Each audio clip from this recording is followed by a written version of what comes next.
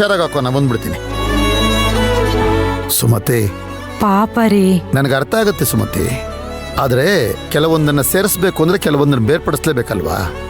ಹಾ, ನನ್ನ ಮಗುನ್ ಬಿಟ್ಟು ಬಂದ್ಬಿಡ್ತೀನಿ. ರಾಘವ್, ಚಪ್ಪಲಿ ಹಾಕೊಂಡ್ರಾ?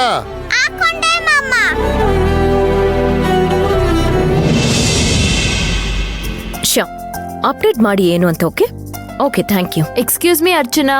S, come in. Thank you. ಕೂತ್ಕೊಳ್ಳಿ. Thank you. ನಮಸ್ತೆ ಮೇಡಮ್. ಯಾ, ಕೊಡಿ. ಮ್ಯಾಮ್,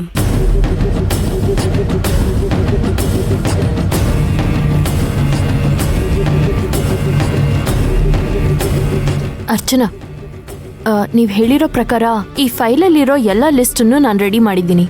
ಈಗ ನಡೀತಿರೋ ಎಲ್ಲ ಸೈಟ್ ವರ್ಕ್ಗೂ, hardware, painting, plumbing, electrical work, ಈ ತರ ಎಲ್ಲಾ ವರ್ಕ್ಸ್ಗೂ ಸೇರಿ ಸಪ್ಲೈಯರ್ಸ್ ಇಂದ ಕೊಟೇಶನ್ ತಗೊಂಡು ಯಾರಿಗ್ ಬೇಕೋ ಅವ್ರಿಗೆ ಮಾತ್ರ ಆರ್ಡರ್ ಕೊಟ್ಟಿದ್ದಾರೆ.